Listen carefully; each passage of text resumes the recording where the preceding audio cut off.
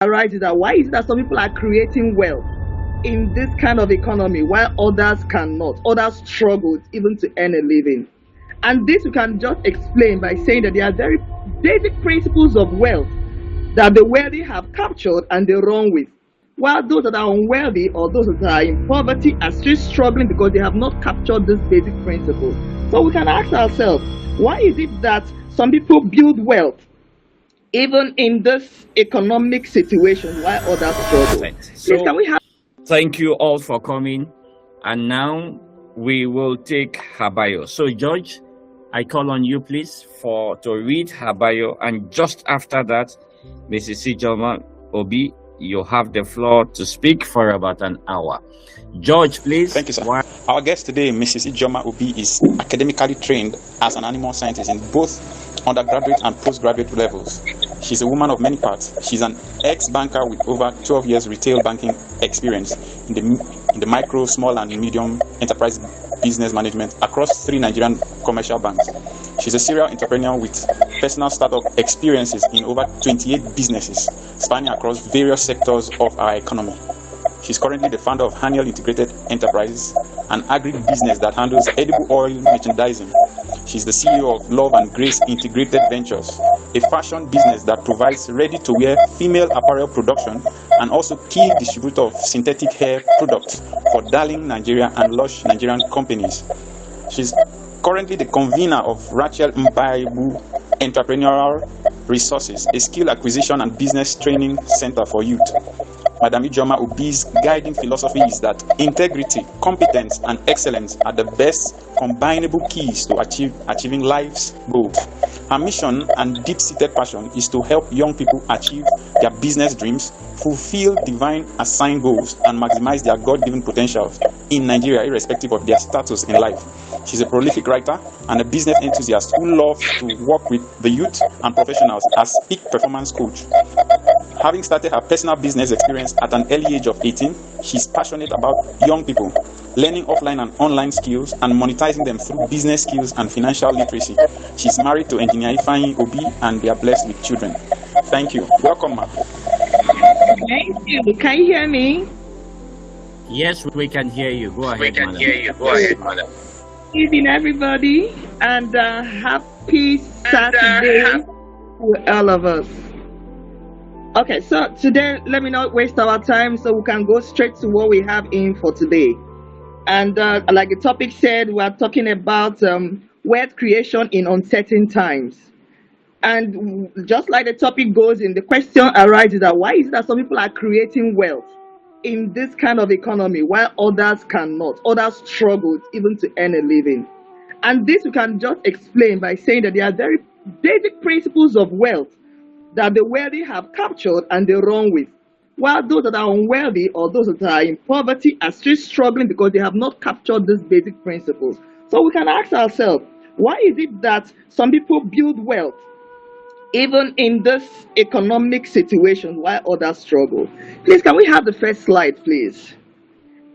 First slide, please. And in this case, we're going to talk about the context in which this wealth creation is based.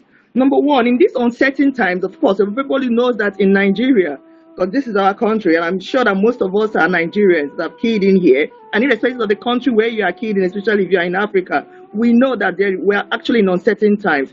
And if you are not in Africa, or maybe you are from every other part of the globe, every country now, because of what we have, crises going on, wars here and there, we are actually in uncertain times. So, but then, even in these uncertain times, some people are creating wealth, others are not.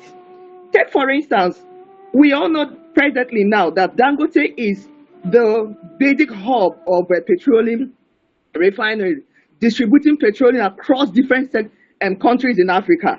Initially, we used to import from Europe, but because of the war going on in the Middle Belt, we can see what is going on that is favoring Dangote here in Africa, being the major crude oil and refined petroleum deliverer to different countries across Africa. So while some others are still struggling, I'm not looking at it from the macroeconomic perspective, someone here in Nigeria is prospering. Why? Because he understands the basic principles of wealth creation. So now, basically, with this context, of course, we know that there are different traditional income generation models we've always run with. Go to farm, or go to work, be dedicated in it 247. By the time you go in the morning, you come back in the night, all those types. That's basically what people used to do before. But we know that these things are not sustaining again in these current times.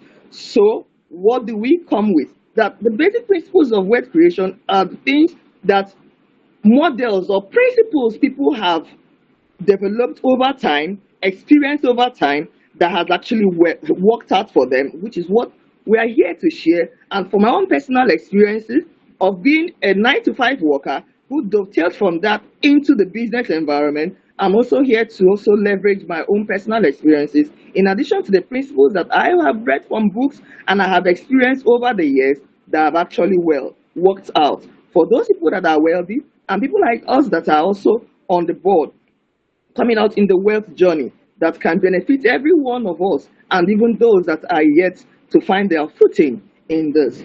So basically, at this time of the slide, please, can I see the second slide, please? We need to understand what wealth creation is. So when we're talking about wealth creation, these principles that enable wealth creation is not just about having an income. There's a difference between having an income coming into your purse or your at the end of the month to sustain your expenses and your lifestyle. There's a difference between that and developing wealth and having wealth that you can fund your lifestyle and also pass on to your next generation. I identify as a Christian, and from the scriptures, what I have learned and my scriptures let me to understand is that a wise man builds wealth or hands over wealth for his children and children's children. This has nothing to do with what some big shots are doing here in the country, looting monies that belong to other people, but applying those basic scriptures, principles found in the scriptures that can help make life easy for us as individuals and also have the surplus you can hand over to your children and your children's children. That is when you know that you have created wealth. Not just having income that comes in or money that comes into your purse to sustain you for feeding. People will in the layman term, eating from hands to mouth or just sustaining yourself for the basic. But having that is okay, that you're impacting not just your life, but your generation. So briefly, if I would explain the difference between an income and wealth, I would say in layman's term, money that is earned through the work you do, the active work you do, any money you earn through the active work you do is called an income. It doesn't matter whether you are an entrepreneur, it doesn't matter whether you're an entrepreneur, it doesn't matter whether you're an employee in an organization. What do I mean by that? It doesn't matter whether you're working for somebody from 8 o'clock in the morning till 4 o'clock or 5 o'clock, we'll call 9 to 5. Any money you earn that is paid to you as salary or as wages to you is an income. Okay? Now, it could also be an entrepreneur. It also means you're working with someone, but you're having a business mindset even with your work. Any money you earn at that point is an income. It's just to sustain your basic lifestyle. All right? You can also have a business where you are working and any money you are getting there is just to sustain you and to live by. That's alone on its way is the income that you are receiving into it. It is not wealth. Wealth is broader. Wealth has to do with building assets. All right? Wealth has to do with investing in income streams that even when you're not actively involved, you are getting monies coming in from those investments you have made or the structure you have made around you that enables you to gain income apart from your active salary or wages that come into it. So whether you are there or you are not there, money's coming to it. That is at that point we're talking about wealth creation. So it starts with you having a basic job or income stream you have that is giving you at the end of the month, but it goes beyond that. Okay, so when we're talking about wealth creation, yes, it begins with the work of your hands, but it goes beyond that. Okay, so I just wanted us to establish that so we'll be able to know as we go further. So when we talk about the key principles in this, wealth is built by owning assets, not just having an earning stream or any salaries or wages that come into your hands. All right. So now let's look at some principles. We talked about these principles that aid for wealth creation in this kind of environment or economy where we are. The first principle we have to talk about is solving problems through entrepreneurship. I'm saying this because I'm presently an entrepreneur. Okay. Now, even if you don't want to look at it from the entrepreneurial perspective, we can also look at this from intrapreneurial perspective, in the sense that you may not own a business, but you are working in a company. And it could be a blue chip company, it could be a one-man business, but you have an entrepreneurial mindset, even while you are working with someone. So far, or as long as you are solving problems in that place, you get that is the first principle for wealth creation. So the first thing is, what are the problems you are solving in your business as an entrepreneur? What problem are you solving? We are plagued with so many problems in this country. In fact, money follows problems. When I go to any environment, the first thing I ask myself is, I ask the Holy Spirit, God, please open my eyes to see problems. Because I know that's where money is.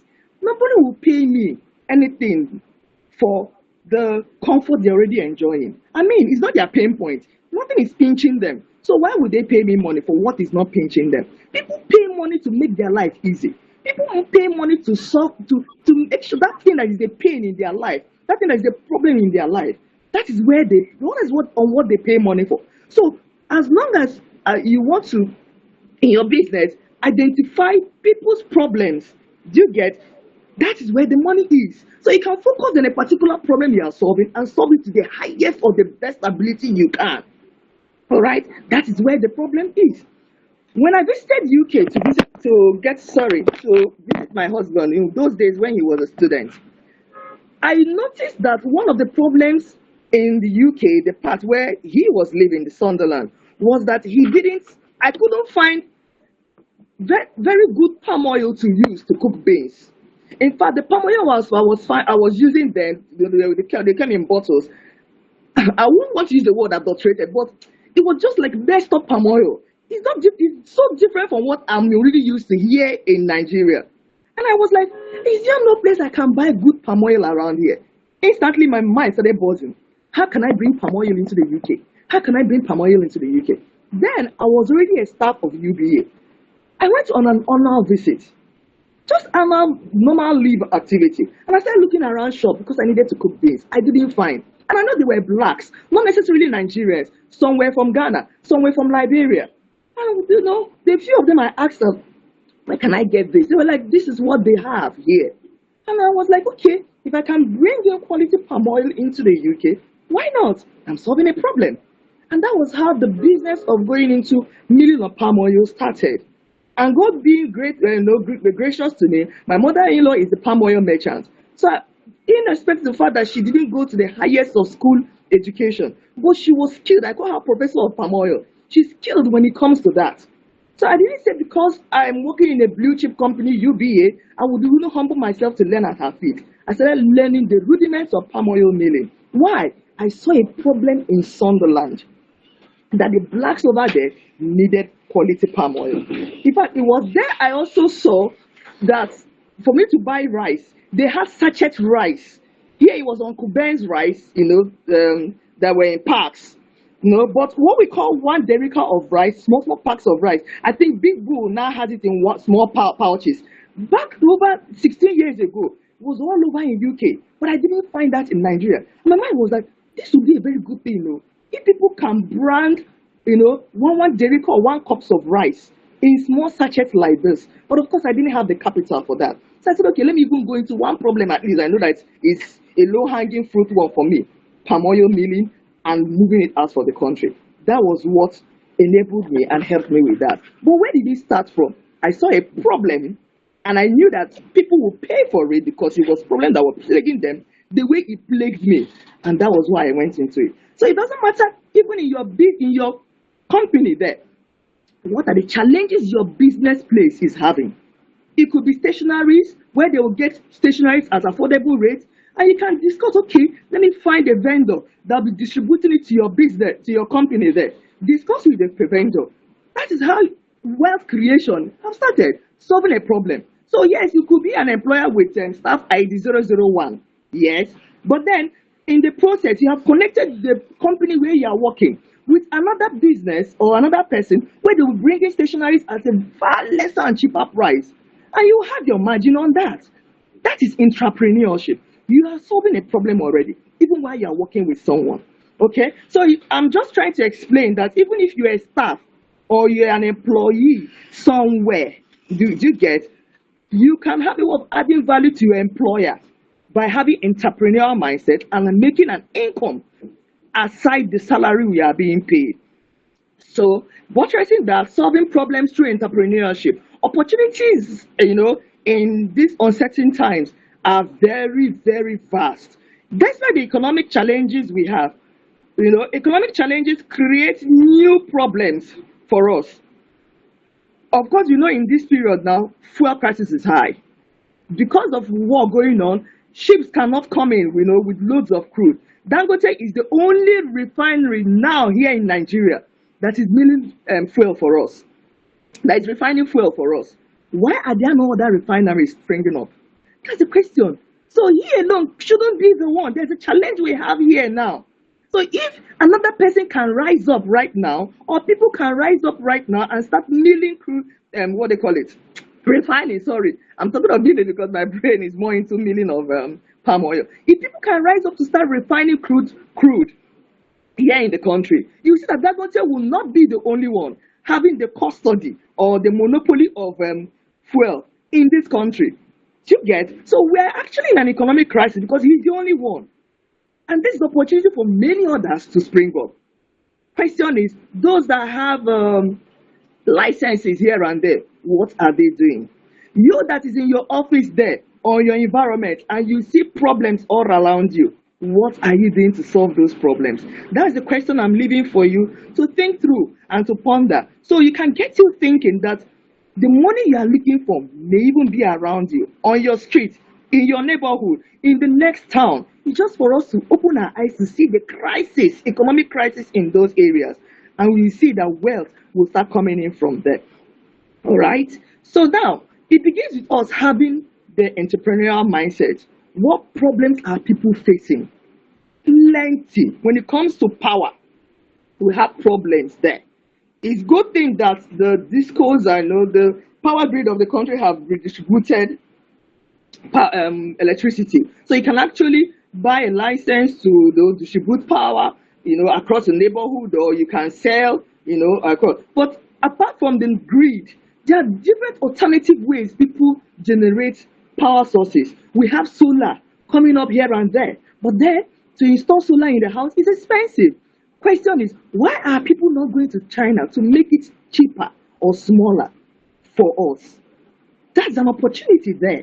So even in the power sector, plenty of opportunity exists there. Our sockaway pits, for example, all the excretes that go into the sockaway pits, why are we not having people that are going into biodigester to be able to harvest the methane from there to create gas that we can use? I went last week to buy gas when my gas finished, and they told me initially it was 1,000 naira per kilogram here in Lagos. And when I went and they told me, that is now 1,500. The first thing that came to my mind is, why can't we have an alternative? How we can even raise these things to cook? What is going on with the methane from our sockaway? Nobody is harvesting it. Problems everywhere. So ask yourself, what problem are people facing? I'm just even giving you an example. There are many more problems if you open your eyes. Our doctors majority of our good doctors have all left. You need to go to general hospital to see what's going on. The private ones we have queues here and there when we go in there. Why is it that we don't have telemedicine commercialized, that people can sit in their homes, log on online streams like this, and a doctor will talk to them, have diagnosis, except it's a very serious case, they will not tell you to come to the hospital. Problems we are facing, nobody is coming in. I'm talking about the health sector. So look around your environment, you will see that there are many problems over there or around where you are that you can find a solution to. So you have to say, what solution can I have in? What value can I create? You don't need to reinvent the wheel. See, there's enough mental energy and stress going into reinvent. trying to cook up something you think people will want. At the end of the day, you're not even sure whether they want it or not. That's a lot of stress. Find out what is already people are already doing. Ask yourself, how can I make it faster? How can I make it better? Do you get how can I make it cheaper? These are basic things people want. How can I make it more luxurious? You know, Nigerians will like packaging a lot. So how can I make that crude thing? How can I make it more luxurious? How can I? It's a question. Intermediate questions you can ask yourself. What is the value? People pay for value. So if there's a value attached to that thing you are doing, money will follow you. So example of opportunities we have even in digital services online. Okay. While I was already an entrepreneur, I had to start learning AI. I had to start learning content. No, I had to start learning video editing and graphics. Do you get? Why did I learn it? Irrespective of the fact that I've recruited people to do it, I rub minds with them because it doesn't matter how much I tell them what I want. The vision I have for the company and explain to them. If I'm not if whatever they have given to me to go through, if I don't know how they or have a concept of how these things are done, I will not be able to share minds with them. And that's the reason why whenever they finish editing whatever they edit for me and they send it to me, I'll be like, okay, I think you should add more light with this. I think you should, add more contrast to this. And they'll be like, Madam Ijeoma, how do you know this? I said, I had to learn it. Do you get? So there are lots of opportunities. And I ask myself, if I start becoming a video editor now, a lot of money people can earn from there. I'm paying someone now for those services, so I don't have the time for it. So but I'm paying someone's time. Why? Because the person is giving me value for that. So yeah, in the digital space, there are plenty of opportunities that come of that. On the online education, teaching people the way I'm talking now, I have it on my platform. People that come up to my WhatsApp, they give me a token to be able to log on, and I teach them. That which you know how to do very well, even if you're a housewife and you're sitting in the house. Before I got my brick and mortar office, in my house, I was making money. What did I do? I looked around the streets of Mobolaji Bank Anthony. We have 14 brands there. And I was like, these people will need fruits to get themselves refreshed and rehydrated instead of mineral. I just told the girl that was living in my house, oh yeah, let's go to Ketu Market, buy fruits. We bought fruit, we cut them, we packaged them early hours of the morning. We put it in the fridge. Then I had to hire a salesperson that will come to my house, carry it. This is before I go to work in the morning. And the person will carry it in the morning and go and distribute and sell. And the person will come back. So even if you are in your house, you are a housewife, what are you doing from morning to afternoon to monetize yourself? That which you know how to do. If you know how to cook very well, you can, video yourself as you're doing that. If you don't have to take care of children, you can. If you don't have to service a car as a man, you can video yourself, educate other people. There's a lot of money on the online education space. People are paying to be able to learn. Money is there that you can leverage on. Okay? So in the area of agriculture, which is the area I'm also playing a part in, so much money in that area. I was discussing with a pastor friend last week, and she said, have we noticed that usually before, between March, April, onions starts going, is in abundance from February, March, then towards March, April, May, it becomes scarce. But there's still abundance of onions now. I said, yes, because there's a lot of people who call it upland farming. People are cultivating onions down south. So we don't have to depend so much on the north for these things to come in. Opportunities in agriculture. Everywhere around us. In my office, I now use potato leaves to be able to nourish my family. So I had to plant potatoes in sacks. Since I have plenty space in my office, planted some potatoes in sacks. If I tell you the harvest I got from that, I was like, wow. What stops somebody from going to different compounds in estates and telling, okay, let me plant potatoes for you so people can harvest. After 5 months, 6 months, you have harvested bags of potatoes. Opportunities in agricultural space. So everybody must not go to the north. You don't have to start with large cattle farm. You can start with one. You can start with two. Opportunities exist in the agricultural value chain. It could even be the transportation of agricultural products from the farm to the city or from the village to the city. Transporting of that transportation is a lot. For me to be able to move my oil from the east to Lagos, because of fuel increase, I have to pay lots of money. Initially, I had trucks that used to bring them in. But by the time police came in with their all issues and the rest, I found it was cheaper for me to use luxurious buses to bring them in. But then that has its own challenges on its side. But I just realized that because of the increase in the cost of petroleum, prices jacked up. These are challenges we have. So even along the value chain in logistics, we need people there. So different aspects of our lives, logistics business, we need people that are credible. Let me give an example. Here in Maryland, if you conversate with Maryland or you live in Lagos, you find out that as you're entering the estate mainly, there used to be a problem when it comes to people finding their way. If you don't have a vehicle, or you don't have, or your car broke down, by the time you get into for you to get into the estate, you will have to trek and trek. And somebody just realized, okay, what if I deploy tricycles to this estate? Boom, we saw all kinds of tricycles. Boys from nowhere. I'm sure those are the boys that used to drive or ride Okada, motorcycles. They just came on hire purchase. They started with 5. By the time we knew it became 10. Now there are plenty of them now, causing nuisance. But then they are providing services because nobody will want to trek to their homes. Opportunities in logistics. So the question is, different estates across where you are staying, are there people that convey people to their houses? Are there opportunities in logistics there that you can render? These are things we can go into.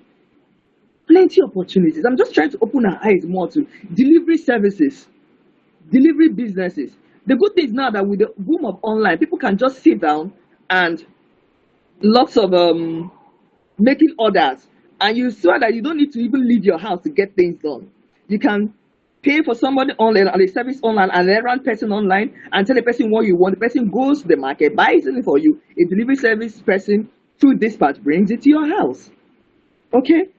Opportunities in the delivery sector. Opportunities in local manufacturing. Plenty.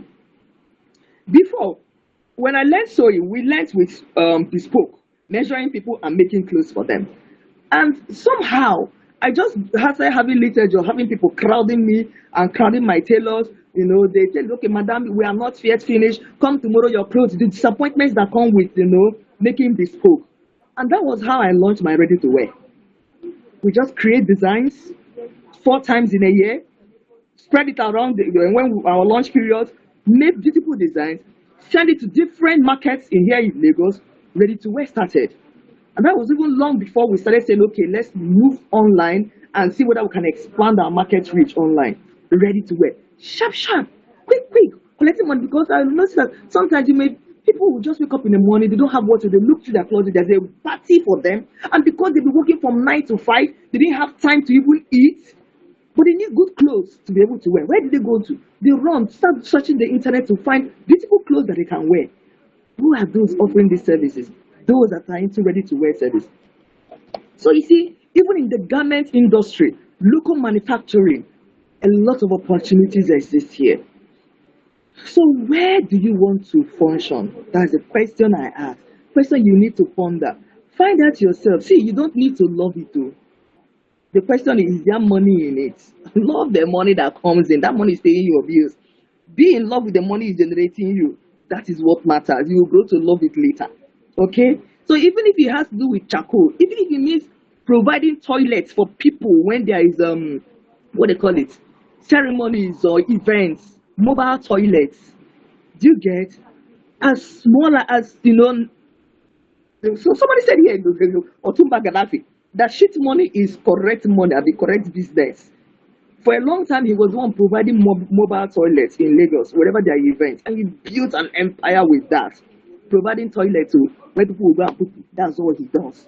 So what is it that you would think that is nasty or dirty? My brother, my sister, there is money in it. So far, the people need it. So far, you are solving a problem. So far, there's a value you are creating.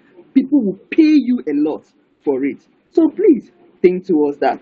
The next principle that works is building multiple sources of income. Building multiple sources of income. As a Christian, one scripture I run with was the revelation I got in Genesis that the Garden of Eden was sustained by 7 streams of income. let's even leave Genesis or Bible stories aside. See, if you're in Nigeria here now and you have only one stream, is a problem. It doesn't matter how deep it is. You don't have to be like me, having different streams across different sectors. I started with one, oh. So let nobody think that I just started sharing my mind different, scattering my focus. No, I started in one, deepened it, and saw the need to go into other. In fact, problem in one made me, when we went into liquid soap production, it was because the mess we were creating with palm oil, we needed to clean up. And when I found out that our expenses was very high, buying detergent to clean up, we now went into liquid soap, trying to produce soap to use for internal cleaning. So the soap we produced at a point became much. And we felt, why store it? Why, occupy space? Why not we sell these things off? So we realized that the same hotels and restaurants we give our vegetable oil to and soap and palm oil to, they use soap, liquid soap, to serve their customers. And that was how we started moving those products to them. So that it was an alternative source of income and went into it fully. So a problem we had made me go into that. Do you get? So it could even be in the same business where you are. Look around, you don't have to go through different industries. The same sector, what are the different value chains you can have? Let me use an example. If you're a tailor and in your shop, you know that apart from making clothes, people come in there to do buttonhole, cover button. And you have a cover button material machine there, lying idle only for you to do your bespoke. As in, when I say bespoke, for the purpose of those who are not tailors, when you go to a tailor and the tailor, you measure. You get the measure to make clothes for you. So that tailor that is measuring to make clothes for you has machines there that either do the whipping or the finishing and the rest. That tailor can actually monetize that machine and create another stream of income with that. Instead of having that and lying down idle in your house, in the shop there. The same thing with you in the house. For example, do you have so many chairs or big pots people can rent? People can that you can actually do rental opportunities. These are value chains, even in one industry you want to look into. So you don't have to be scattered. That's the point I'm making. You scatter your focus in different sectors. I had a need for me to go into those areas. I didn't start it all of a sudden. So, but you can create various streams of income even in the same sector. All right. Relying on one income is risky. If one source of income stream dried up in Eden, there were 6 others to make it flourish. If 2 streams dried up, there were 4 others to make it flourish. If you lose your job today, what will you depend on? That's a question you need to ponder on. If you lose your job, what will you depend on? I was already a banker while I was in the palm oil industry. I was already a banker while I learned sewing. In fact, I learned the normal, traditional way as an apprentice before I became a banker. But while in the banking industry, I was pregnant for my second daughter when I had to go in to learn professionally inside a fashion school, in a fashion school. And I will use my leave period because we just had 20 days, working days leave period in a month, 1 month, in the whole year. And that's when I will go. Then on Saturdays after work, when I have rest period, see, nothing in life that is worthwhile is made very easy. If you want diamonds, you dig deep. If you want to achieve something with your life, you have to pay the price. Your time will be demanded for. Okay? So that which you are pursuing, give it all the time and the attention it needs. It may be difficult at a time. Yes, it will, because you are building something. Nothing you are building will be easy for you. Just like when a child is learning to walk. If you will fail, you find yourself failing a couple of times. When you were learning to walk, did you not fall? Did you remain on the ground? Say, okay, I will not rise up to walk. You rose up, you walked. That's why how many times you fail. So it doesn't matter how many times you have tried that thing out. Do you get? Learn the lesson in it. Why did I fail? Where the areas I need to make corrections on? And continue. All right? So you need to build multiple sources of income. Salary or professional income is one source that can come in. Side business is another side that can come in. Investment income is another side that can come in. Intellectual property What is that thing you are teaching that you can monetize on? You know, let people pay for it. Is it a book you want to put it in? Do you get? Put it into a book. So, by the way, please, I'm in the fourth slide, bro Mike, please. I lost track of time. I just realized that I would have gone through the slides. So, what I'm talking about now presently is in the fourth slide. What is that intellectual property, that thing you know how to do very well? How do you monetize it? I wrote a book concerning using your certificates to make a living. And I realized a lot of us that went through school, you will just find yourself, you graduate and you never use what you um, studied to earn an income. It happens to me. First degree, second degree, animal science, and I never had a farm. Apart from the teaching experiences I had and when I had to teach agric and the rest. All the business I did, nothing in the area of animal science. And today, if I have any regrets, I'll be like, probably I should have gone to study crop science or fashion design in the university. Why? Because probably I didn't know myself well enough before I did. But the experience I had in going through the university, all right, broadened my mind, gave me an orientation that helped me even in my business. So I tell people school is not scam. But what am I saying now? Today, I can decide to use my experience as an animal scientist, you get physiologist, to write a book that I can sell. So it's not wasted. What is that thing you know how to do? How can you document it? How can you sell it? That's the question I'm asking you. How can you make money from it? That's the source of income you are neglecting. Another area is consulting and freelance services. So many fashion schools now, because they know I'm into ready to wear, have called me for their graduating classes to come and talk to them. The one I'm speaking to you, their graduating class. I go there, I stand behind boards, whiteboard, I talk to them, I write, I use projector, and at the end of the day, they pay me. But I've discussed the pricing with them before I come. So 1 hour off my work, I go, do that, come back to my work. That is freelancing I'm doing as a consultant. I didn't study anything that had to do with consulting. But from where the experience of what I have, I trade it. These are the different sources of income that we have, that you can have as well. All right? So many financial resilient people have at least 3 to 5. You should have at least between 3 and 5. You don't have to have 7, like the Garden of Eden.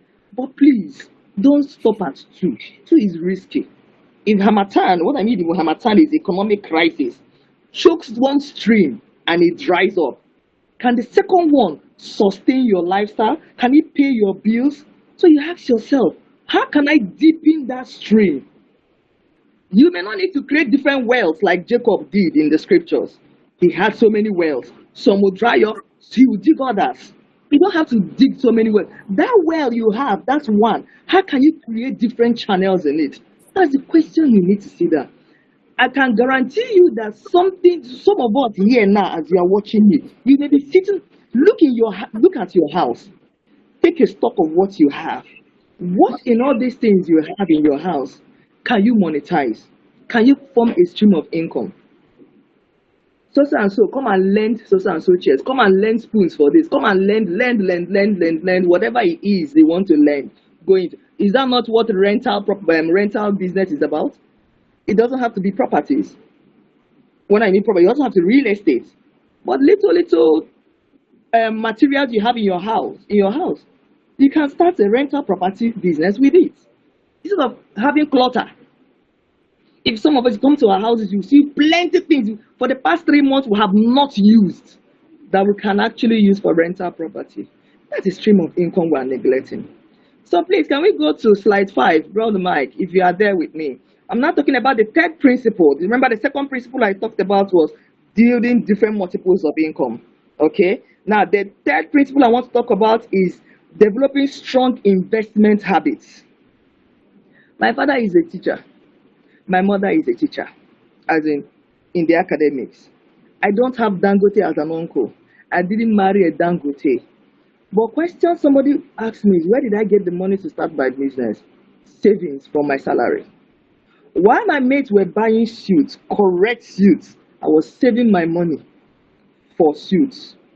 I will have two or three that will be okay. Keep it clean. The rest of my money is saved.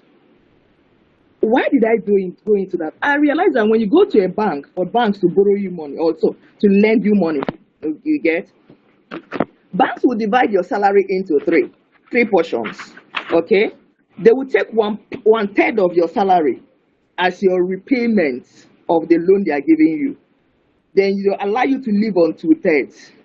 And the question I asked myself, if I discipline myself and divide my salary into three portions and save one third, and be committing it into an account as if I'm borrowed money from myself and I'm paying back. In one way, in 1 year, I would have raised the capital. And that was how I started. I started savings. I started savings. So the question is, you cannot save if your lifestyle is very high. You know, traditionally we have been taught to fund lifestyle, package it until we make it. Well, that is, I will tell people that that's for those people who have Dangote as godfather. For some people, others like us, basic common Nigerian, if you don't have a Dangote as a godfather, please start with savings. Discipline yourself to live below your means. Your child must not go through that $1 million school your friend's children are going through. You are not your friend's children. So which area of your life will you cut down on your expenses? So the money from that expenses, you can put it into your savings. If your friend has V6 car, what I mean, 6-cylinder vehicle, that is a fuel guzzler, can you downsize to a 3-cylinder vehicle so that the fuel consumption be less for you? If your friend has a V8 cylinder car, and because of that you want to go, keeping up with the Joneses, these are things that are destroying some of us. How will you be able to save on your lifestyle? The house where you are living, must you live in that house and pay that huge rent? Can you downsize to a smaller apartment so you can have enough for savings? These are questions we need to have. So we need to have a strong savings culture. So you'll be able to have money to go into investment. So wealth comes through consistent investment. It's not an occasional thing. The monies now you have saved, you now channel it into investment. It becomes seed to plunge into another area of business that you do not have 100% life in. It means it's not taking your time. Investment is a business, another person's business you are committing your monies to, so you can generate an income from it that does not take your time, your active time, 247. That is basically what an investment is. So there are different investments we can go into. But then there are rules. Let me start with that. 3 basic rules we can talk about whichever investment you want to go into. All right, so let's say with first, when you receive your income, you bring out yourself, you pay yourself, of course, that which sustains you, your feeding, your clothing, your shelter. You know how much your expenses are. Do you get? Basically, that's what it means paying yourself. You know what your feeding is. You know what your health expenses is. You know what your utility bills are, the expenses. You collect that portion out. The rest, you plunge it in. All right. So you pay yourself first before saving. Then you invest consistently. Small regular investment compound over time. As a banker, I didn't have a vast knowledge on different things that has to do with stocks, especially when I was there when there was a crash of the stock market. So I became skeptical about it, and anything I don't understand, I don't like putting money in it. So I didn't go so much into stocks. It's now that I even started stocks, when I went into Union Bank shares and all those kind of stuff. But then I went deep into what I knew knowledge of. When it comes to the investment portfolios in the financial sector, I knew there was something called fixed deposits. I know there's something called treasury bills. I know there's something called mutual benefit, money market funds. I know there's something called bonds, that the government says. I had to know the differences. So even as a marketer, my job wasn't just to get money, come and open accounts, and all those basic remedial things we do in the banking. I needed to learn more into opportunities available in the sector. So apart from educating my customers, I also need to partake of it too. And that was when I learned that of all these, which one gives me the highest dividends, returns? Which one also is the risk lesser? Which one also gives you the capacity to be liquid at ease? Do you get? There are some investments you will have that when you want to have access to cash immediately, opportunities spring up, and you want to have access, you cannot. You have to wait for 6 months. I didn't want that because I know opportunities are like gold. You can find yourself a day, 2 or 3, something will just pass by, and you don't have cash in hand.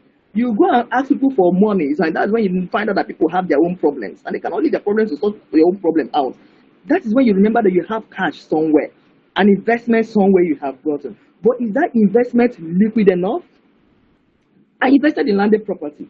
But if I have an opportunity right now that I need money for, or there's a health situation, emergency, that I need money to solve, and I put up my house for rent, for sale, nobody can buy it in 24 hours.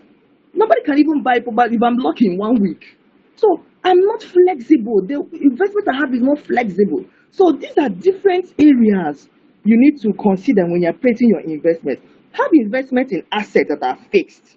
So you know that over time they grow. You have to be patient with that. Have investment into assets, or have investments that are liquid. So in case you need cash within 24 or 48 hours, you have gotten access to it. Do you get? And also note the risk. Usually, the higher the risk in life, anything, the higher the dividends. But I tell myself and I tell people close to me, I have a threshold for risk, a tolerance level for risk. You know yourself, I know myself. You get me, I don't invest in things I call risky risk. So analyze the risks involved in any investment you want to make. Ask yourself, do you have the lever? If your money japa that you are investing, if it goes, do you have the heart to sustain it? If you do, go ahead. The returns will be large for you. You could be the next Elon Musk. Do you get? Have that balls. Invest in it. Trust God to come and blow for you. If it blows for you, your returns are massive. If you don't, then you can play it safe. But the most important thing is that you are playing. It doesn't matter whether you are playing big or you are playing small. What is important is that you are playing. What is worse if you are not playing at all? So please have investments, okay? So think long term.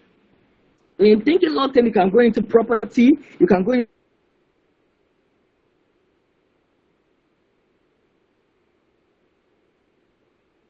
into stocks. Do you get? You can also trade stocks if you want by always being on the path to check where they do.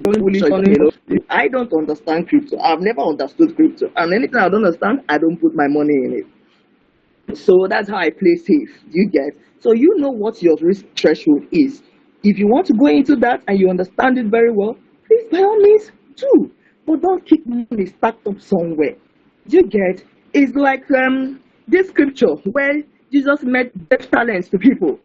I remember that one, I had one talent and went and buried it. Hey! And the question I asked, the master asked the person, it was, why did you know? He said, I know you're a hard man. When you go, you ask for money, so I will just bring it up. And if God were to ask us now, the talent he has given us, the money he has given us, how have we grown it? What will be our answer? That passage is what resonates. That's what drives me. I should be able to say, God, you gave me 100,000 naira. And out of that 100,000 naira, I was able to spend so and so amount on my hair, spend it on my children, spend it on the rest. I'm able to plunge it, to be able to make more money, to help this person, to help that person. That is the question we should ask ourselves. What values are we adding to the life of ourselves and people around us with the little God has given us? So there are many investment options we have. We have stocks, we have mutual funds. I do a lot of mutual funds. I raise capital with mutual funds. Mutual funds right now, between 23 and 22% returns. Fixed deposit, I think, is about 18% of treasury bills. It's about 18%. Many platforms pay you this amount. In fact, a whole lot of online financial platforms now pay dividends on their accounts when you leave monies with them. 18%. OPay is there, Money Point is there, different. That is not just the normal commercial banks that you can put your money in. And you know your money is not just either sitting in the savings account where it's earning 2%. No. You get, you should be able to say, okay, this money I set aside at the end of every month, this is where the money for my shoe is coming from. And this is paying you something. This is where the money for my recharge card is coming from. That's an alternative source of income that is solving your bills. All right? There's real estate Monies that are made from real estate, you can team up with people to buy a property. Doesn't have to be only you. Do you get? You can register a company. You and somebody will team up together, register a company, use the name of that company, and buy a flat that you can lease out. These are opportunities in real estate. So it doesn't have to be land or acres of land. Do you get? Diverse opportunities existing. Business equity is there, agricultural investment is there. Okay? So these are different ways of you can, have investments that can come into you. You can build viable skill on monetizing your skill. Another thing I have talked about, what is that thing you can do very well? Now we have digital and technology advancement. What skill do you have or can you learn that you can sell in this economy? Building high value income skills. Okay? Sales and marketing. I learned on the job. I improved myself on the job, and the skill I learned as a marketer is the skill I've been using for all my businesses. I hire staff, salespeople. Sometimes I see myself going with them to be able to, train them more in the area of sales. If you are running away from sales and you want to start a business, understand that you are the first salesperson of your business. You must know how to sell your ideas and your vision. So it's a high income skill I tell anybody any day to learn. It's time from even for you selling yourself, knowing how to sell yourself, such a way that the product you have, people will have the trust to be able to buy from you. Sales and marketing. Communication and leadership is a skill you can monetize. A lot of people, there are sometimes when I do training for myself, I know that I need to get somebody and outsource somebody from outside to come and train them. And most of the people I get are people I know that are skilled when it comes to leadership training, to be able to train my staff. I pay them. Some of them are working somewhere else, but they have learned the skill of managing team members. So they have learned how to monetize that skill. That is it. They are monetizing the experience they have, the skill they have learned on the job. What is that thing you know how to do? That skill you know how to do. Monetize it. Let people know you do it. Advertise yourself. Let people know how you do it. So even the problem solving. Every company has a problem. All you need to do is to find out what their problem is. Every rich man has a problem. All you need to do is find out what that problem is. They will pay you for it. Everybody, even you yourself, if you look at your life, you know you have a problem. If somebody can solve that problem for you, sure you will pay. Problem solving is a skill. How did Abraham business start? People, especially busy moms, have challenges after work in the morning till evening. They are tired. Saturday they will rest. They will not need to start running to the market to buy things. They are tired. It's a problem they had. Until people realize that going to the market on their behalf, all they need to do is send them their list, gather people's list together, go to the market, buy these things according to these people's list, send it to their homes after cleaning it up. Problem solved. They are monetizing it. There are so many high income skills you can learn. Copywriting, video editing. So many. Either in the online space or offline space, you can monetize. High income skill. The principle is that the more value your skill creates, the more income potential you have. The more value. The more ability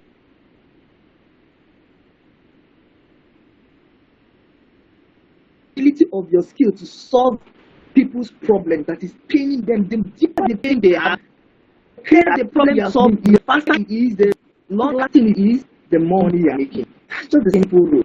Okay? So the next principle we'll talk about, just listed 4 principles so far now. The next principle I want to talk about is the principle of financial discipline. I hinted that earlier before that something must pay you. You get every coin has a head and a tail. I tell people that where there is gain, the flip side of that coin, there is pain. It goes together. You cannot take pain and leave gain. You cannot take gain. They are the same two sides of the same coin. So there must be a practice of financial discipline. Wealth is destroyed by poor money habits. Poor money habits. Keeping up with the Joneses. You know you have not reached there. That rich man you are copying, his lifestyle, probably has investment that is funding that thing. It's not from his basic salary that is funding it. His Rolex wristwatch, probably his dividend in the Zenith Bank paying for it. And you with your small 1 million naira salary, you want to plunge into Rolex. What else will you depend on? Poor money habits. So your lifestyle, inflation, excessive debt used to build a business or to buy assets, you know that for that debt, that money you are collecting, it's okay. You borrow to spend on a burial. Will you wake the dead up? No. How will you recover the money you spent in that burial? Excessive debt. So debt that is unnecessary. This is a financial indiscipline. So knowing how to manage debt, lack of savings. Once your salary comes in, you're living above your lifestyle, you don't have a savings. If there's a problem, you go helter-skelter looking for who to help you out. And when they don't, you start marking your friends bad. They have their own problems. But if you have the culture of savings, at least you can even say, okay, please, I need 500,000. I have been able to raise 300,000 for myself. I just need 200,000. Let me be able to call my 20 friends, share that 200,000 to them at how much? 10,000. It's easy for you to call your friend, one friend each. You say, give me 10,000. By the time you call 20 people, you have raised the amount you are looking for. Why? Because at least you have 300,000. But now to look for one person that will give you 500,000. If it's not among the rich friends you have, then it's a difficult thing, especially in this economy. So please save. It's a discipline we must all know. Poor spending decisions. Till date, whenever I'm going to the market, I write a list. And it doesn't matter how many times people call me. You see, if what I'm coming to buy is not on that list, I don't buy it.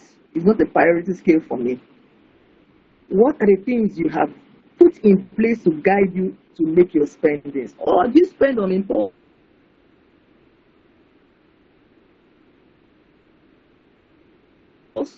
You see a cloth on the internet, you want to buy it. You see something, you want to buy it. Why? How?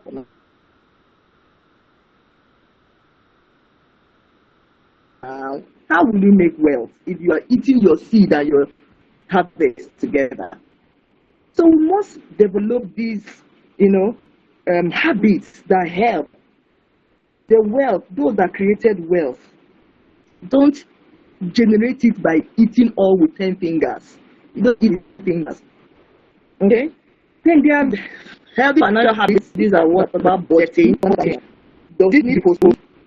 One man I saw reading in scripture is David.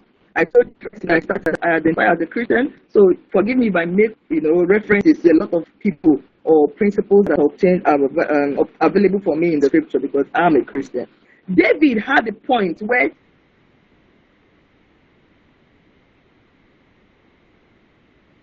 he had enemies all around him. What did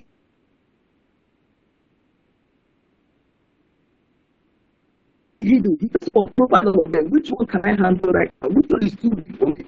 The one that that he couldn't defeat immediately, he just lured them into a cave. All of them they just lost them.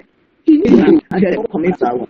What is exactly what budgeting is about? When funds come to you, how do you apportion this?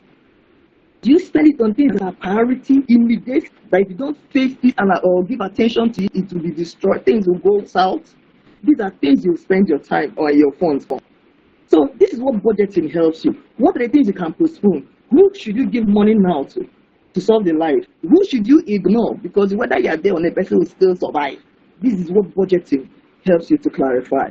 All right? Savings, what are the amounts you save? Before people will tell you, okay, save 10%, save 20%, you know how much you can save. But I tell myself, I tell the younger ones I train, that's based on your age.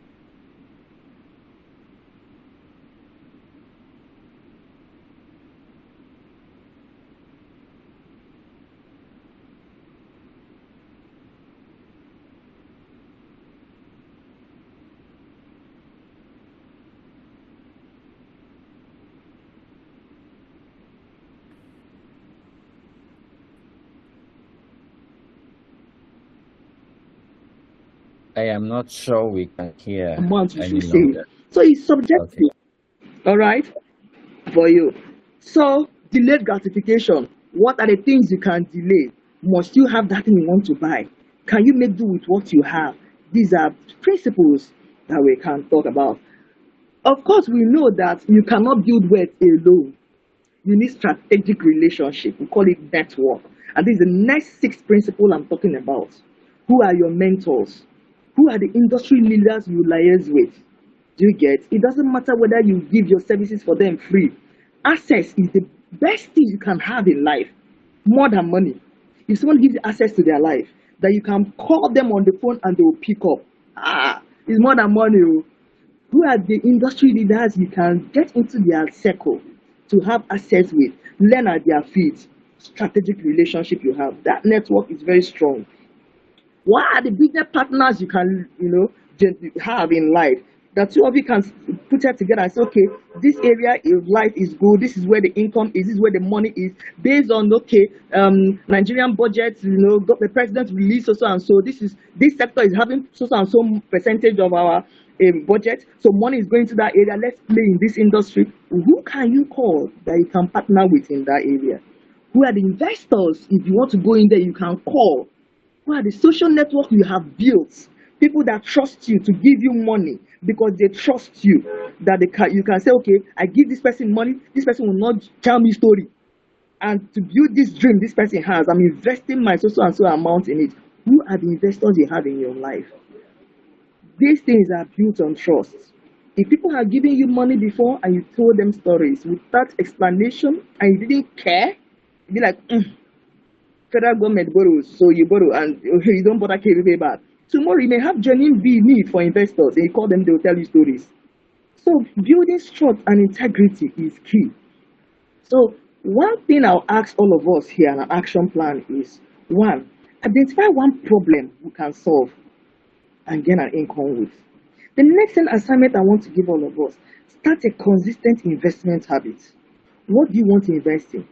Treasury bills, fixed deposit, money market funds, bonds, stocks. There are plenty.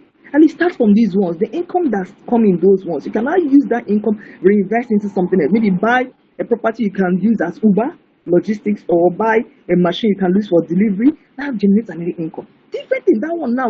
So like seeds you cultivate into the ground, they grow in more seeds. You also replant them into different other things. The next step I also want to give us an assignment is develop a high income skill.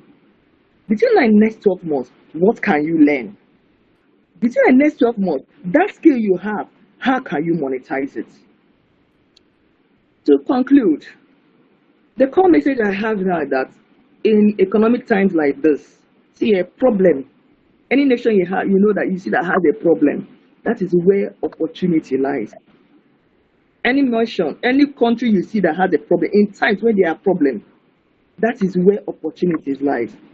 As a Christian, there was something I learned from the scripture. It said that wherever there is crisis or sin, wherever sin abounds, grace abounds more.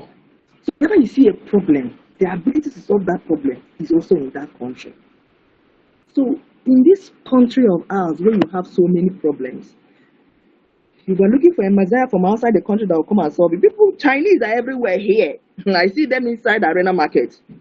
As I follow my staff to go and meet customers, I see Chinese people and even Indians dragging my customers with me. And I'm asking, where are my brothers? They've seen opportunities here, they are coming in. So there's something about our land. In spite of the, what they call it, crisis in the land, insurgency, insecurity, their call yourself is the law that will tell you if I hijack this one, foreign currency will come out, but they don't care. They are here, drilling us, making the money. Why? There's something they are seeing we are not seeing. So it doesn't stop from wealth creation. If you want to create wealth, there are plenty of opportunities here. All right. So the question is, what problem can you solve? Either through entrepreneurship or intrapreneurship. How do you build multiple sources of income around you? Think deep. If you think deep with pen and paper, just shut down the distractions. Go off the internet. Go off your TV. Go off radio. Give yourself pen and paper. Sit down. If you sleep there, no problem. Wake up and continue. Solutions will start coming. Problems. Just write down problems. Start with problems in your life first. Problems in your neighbor's life. question you ask yourself, what are those problems? How do you solve them? Where do you solve them? You don't need to reinvent the wheel. There are solutions already on ground. Just ask yourself, how do you make it better? All right? So you have to develop financial discipline for this to happen. You have to build strong networks. You cannot do it alone. Right? They said that how they say it? He who eats alone dies alone. See, a time comes in your business, even as a one-man person. If you are doing it alone, you remain small. You have to build structure. You have to build systems. You need people to be able to do this. So you need a network of people that will help. So my closing statement for us is that in every economy, wealth flows to those who create value. Think long term and act with discipline, and the wealth will be yours. And my prayer is that all of us will flourish in our endeavors to the glory of God. Thank you so much for spending time Thank with you me. very much. Thank you. So are there questions I can answer briefly? Any questions? Thank you. Any questions?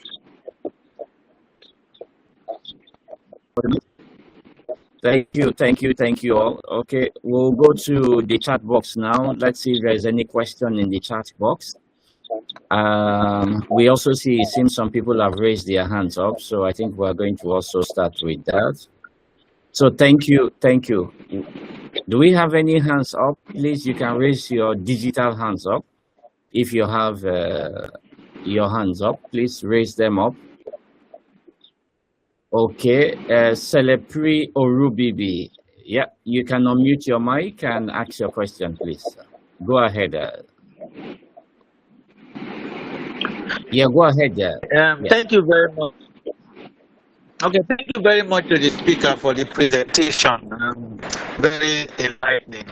I just want to ask, sometimes you keep your money in the bank trying to save it, but you now find out that a year later, the interest or what you have gained from a fixed deposit is so low compared to some other investments where you are able to fix it at a higher rate, but you don't have access to the funds. Then sometimes you have requests coming from certain people, because they think that you are a little bit stable. They keep making demands from you, having this entitlement syndrome. So to what extent can you say no so that you can still meet up your own personal financial obligations, not just that because several requests are coming up and you keep giving and showing kindness, at the end of the day, you are not able to deliver on your own expectation or get your own jobs done. Thank you. Thank you so much for the question. Samademi said something that you are not El Shaddai, or else if you want to be El Shaddai, you shall die. You are not God. You cannot solve every man's problem. I just wanted to hit that first, okay? Coming down to that, so you must grow and develop the balls to say no to some people. I don't have it now. And that comes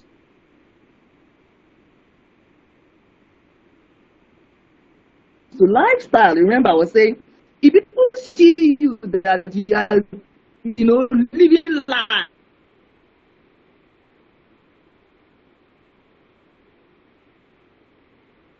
they'll think you have it. I mean,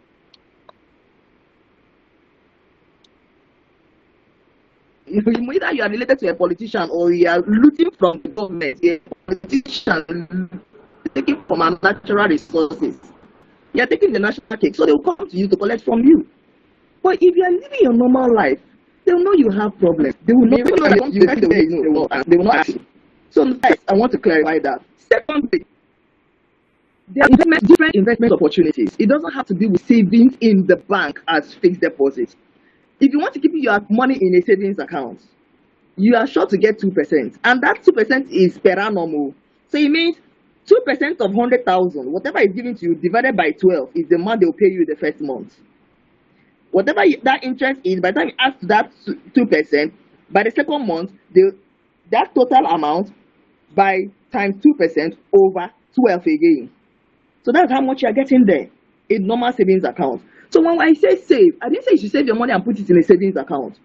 Save your money, one, is like a collection point, pause. When that, it's just like when you have different envelopes or wallets, you know that money for your salary, this is going into this wallet. Money for your salary, this is going into this one. Money for your salary, this is going into this one. So you collected your income, you know the percentage that is going into savings. If you want to use your account to collect it, fine. If you want to put it into a colo box, fine. If you want to call into a German to come and pick it from you, fine. If you want to do what they call this contribution, where people take turns, it's like a thrift.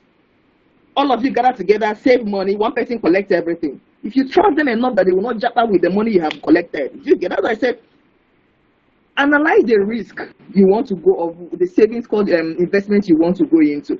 Not the risk. Ask yourself, do you have the balls for it? Me, I use mutual funds, the money market funds. The interest element there is 22 or 23%. Why do I use it? Inflation rate is about 19 to 20%. Do you get? So any returns, anything I'm going into that is not giving me that inflation rate to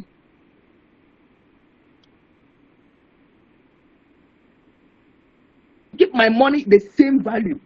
Because inflation drags your money down every day. You're losing funds. Your 1 naira today is not the same 1 naira. The value of it is not the same. Let me give you an example. When we talk about inflation, cost of things right now. As of last year, how much are you buying fuel? 800 and something naira. Today, the value of that 800 and something naira fuel cannot give it that way today. So it has dropped. So you see that your value of naira has depreciated, not 20%. So anything I'm getting, there is no cushioning it for me. The value of the naira for me right now is not worth it. So these are the information you must train yourself in. What is the amount they are paying you on that amount? If the amount is small, it doesn't have to be savings in a bank. Let me assume that maybe you are investing into somebody else's business. A person said, okay, I'm giving you 5% weekly or 10% weekly. And the person is going to roll it over every week. 10% week 1, 10% week 2, 10% week 3, 10% week 4. That's like 40% already. It's higher than inflation rate.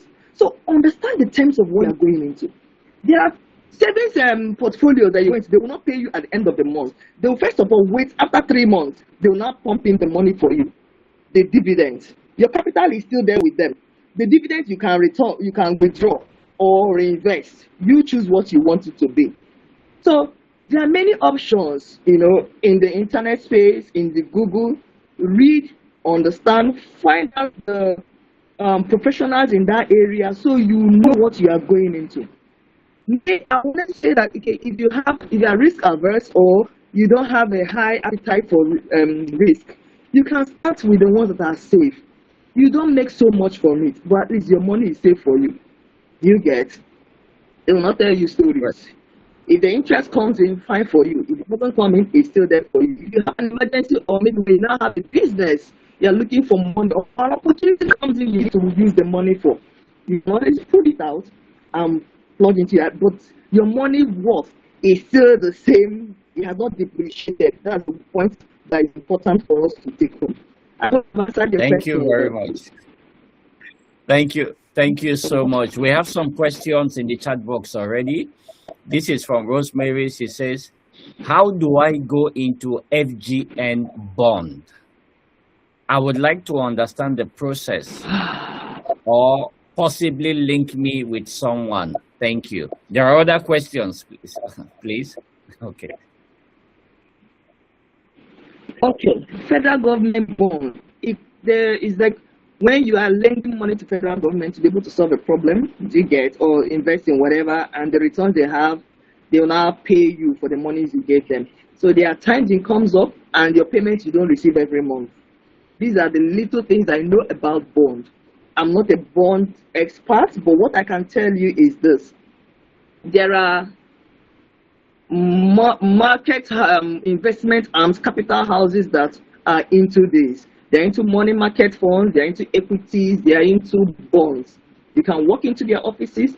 The ones in my first hand I can talk to you about, you can go into Stanbic IBTC, tell them you want to know much about their mutual benefits and the federal government bonds, that they should talk to you about it or educate you on it. We have First Bank Quest, First Bank Capital, I think they've sold it now to another investment house or something like that, but they are still there. So you can call them, you can search their number online, call them. Please don't transfer any but then money to anybody you don't know or you have not confirmed. Do your due diligence. All right. So they can tell you when the windows are open for you to invest and when they will pay you. This is the least I can tell you now, in a layman, but because it's been long I invested in bonds. I don't have easy access to it whenever I need the opportunity comes in. And because I'm a business person, I want to investment that I can easily have access to whenever I want it. Bonds are long term for me. And it's not the long term that I want to invest my money in. There are other long term investment opportunities I do that for. They are short term ones. Bond is a semi long term. And I don't want that for myself. So, but if you want to go into bonds, it's higher paying, I must tell you. But make more inquiries on it. You can go to First Bank Capital, you can go to Stanbic IBTC. They have more information on that for you. Thank you. All right, thank you very much. So thanks for this presentation. Is it possible to make the recording presentation? Yes, it is recorded. You will find it on our YouTube channel. If you go to this chat box, if you click on the YouTube channel, you will see the previous ones. This one we will post it maybe in 48 to 96 hours. So you'll be able to see it there, okay? So go to the YouTube channel, you are going to see the recording, okay? There is a question here. Thank you, ma'am, for the tonight's session. You talked about how to monetize your skill. I'm a video editor and still an intern UI designer, but I still find it a challenge to find gigs. So I'm sure you understand what gigs is. That's one question from the same person. Another one, I desire in starting a business, but I don't have the funds of setting it up. So you're asking how you can sell. Okay, there are two questions. Okay, one is this one. You talked about how to monetize your skill. This person is a video editor and is still an intern, but finds it a challenge to get gigs. I believe it's a challenge to get jobs and the stuff like that. So he's asking for advice. After that, there is one more question, and I think we'll wrap up.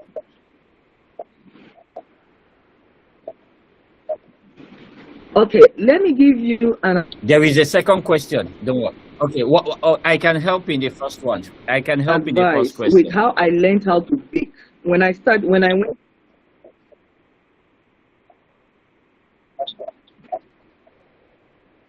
Offer services for free. First of all, let me give you an example. You are a video editor and you are still intern.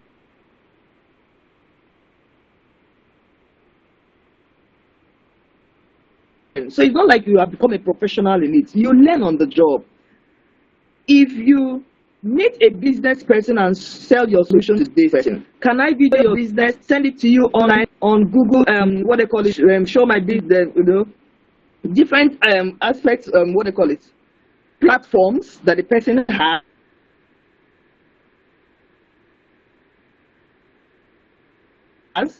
You tell the person, okay, let me do this video of you, edit it, send it, any amount you give me, it's so and so. It's okay for me.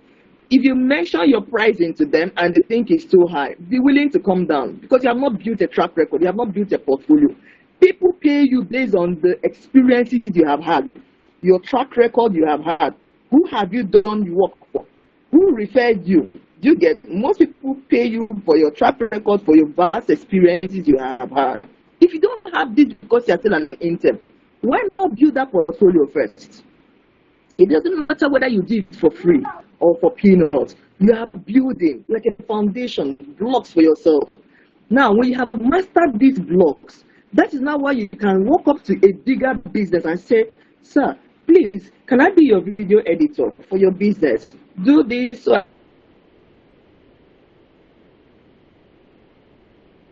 I can be able to present it on your different social media networks, be able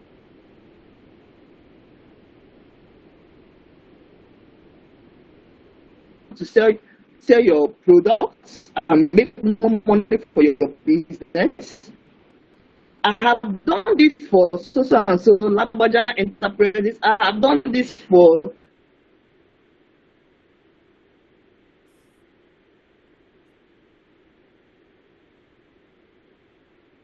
Smith Climb HM. I have done this for promotion based on the experiences now you have gathered. If they want to go and verify, they can go and verify because you have done it. Now you have to have built a track record. You cannot say I can send you my price list. This is how much it is. If you are such a negotiation, then let them know that you can negotiate based on volume. Is it a one-off thing or is it for a longer time? If it's for a longer time, you can come down that okay, you have an agreement with them because you now is a current business for you. So your income, you have gained that as a customer, that is a cash cow for you. In all you do, cash flow is king. So you don't think one-off. Think, can I have him in my books 1 month, 2 months, 3 months, 4 months, 1 year, 5 years? Person is still with you. That is the goose that lays the golden egg. I tell people, do not be interested in the golden eggs. Be interested in getting that goose that lays the golden eggs, which is the customer. So anyhow you can build the customer, you can start with the free services so see the value of what you do. If it's valuable, they'll call you next time and you can now start charging them for it. So look around your environment. There are business people around your environment. Every business person. I just paid for a content creator because the person I was using was messed up. I paid for it. I paid 50,000 for somebody to what do they call it? Fine tune or clean out my social media spaces, different accounts. They are human hair, so they don't have time to spend care. So I needed to go find another myself. I'm just like that. How many people are aware? So tell my brother or my sister, whoever is the best in the question for this question, who are those that need your services? Go and look for them. It could be a cold call. Thank you.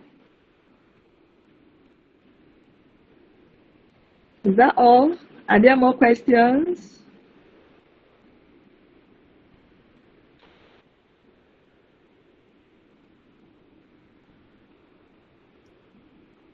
Okay, thank you very much. On that Would that note, be we would all? like